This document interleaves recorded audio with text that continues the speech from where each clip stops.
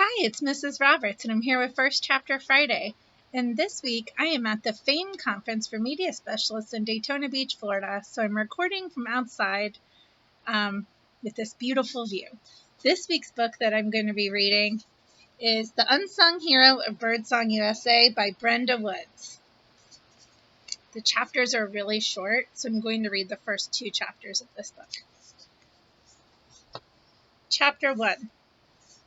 One funny thing about life and all the stuff that happens when you're living it is that mostly you only see it through your own eyes. That is, unless you decide to try to see things through the eyes of someone else.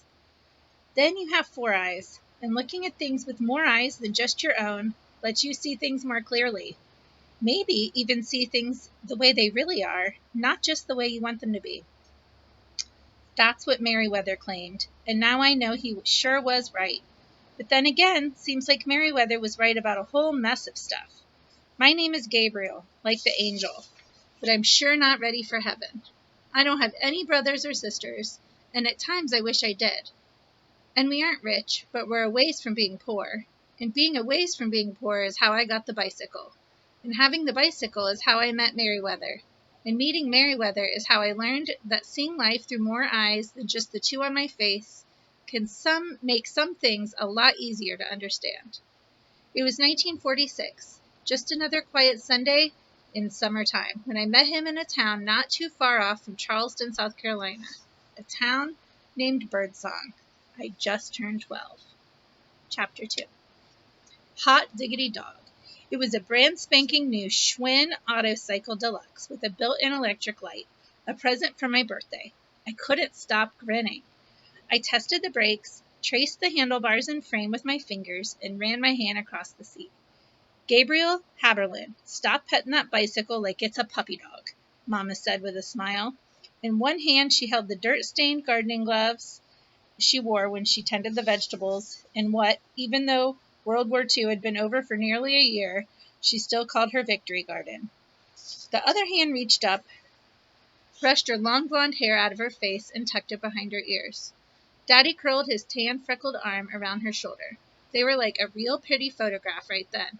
My mama, Agatha, and my daddy, Jake, and I wished we had a roll of film for our camera so I could take a picture of them and some of my new bicycle, but we didn't.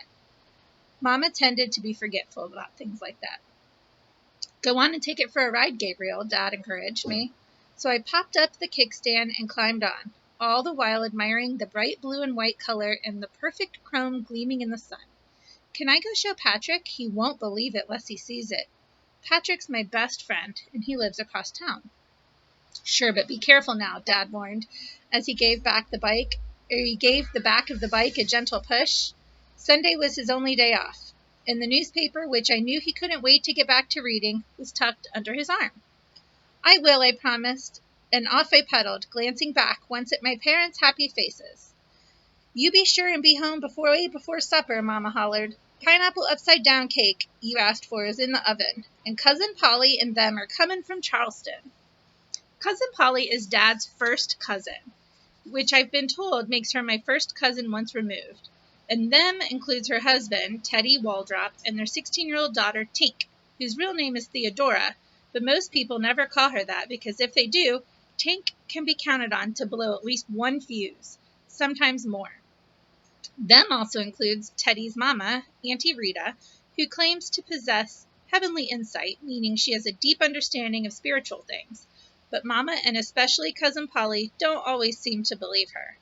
The fact that they were visiting today had me feeling extremely happy, because whenever Cousin Polly and them barrel through our front door, the usually quiet house comes alive with joking and laughing, and Cousin Polly always turns the music up loud. And now I was doubly happy my cousin Tink was coming, because Tink and her 2-tone green Kodak camera are like macaroni and cheese, almost always together. That she'd take more than a few pictures of me posed and smiling with my new bicycle was a sure thing, and that would make it a cinch for me to remember this day for the rest of my life. And tell Patrick he's welcome for cake and ice cream, Mama added. Yes, ma'am, I will, I shouted. It was so hot. It almost felt like the sun was sitting right on top of me. But as I raced, the air cooled me off.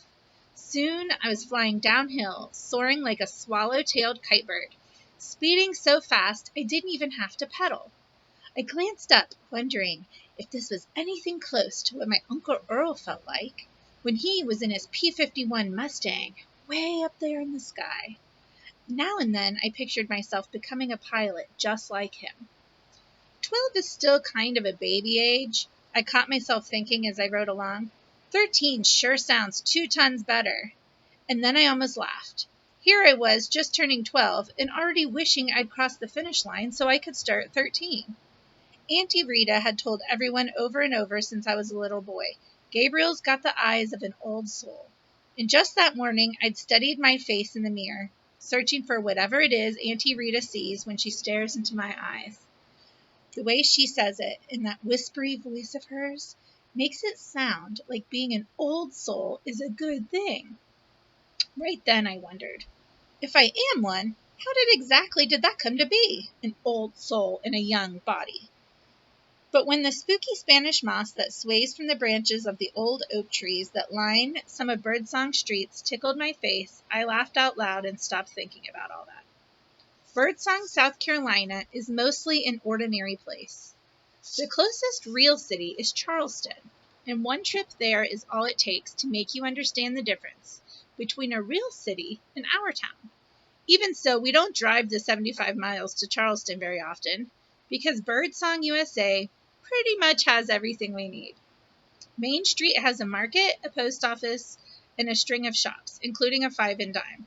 Plus, there's Mr. Summerlin's drugstore, which also has a soda fountain, and we even have a movie theater.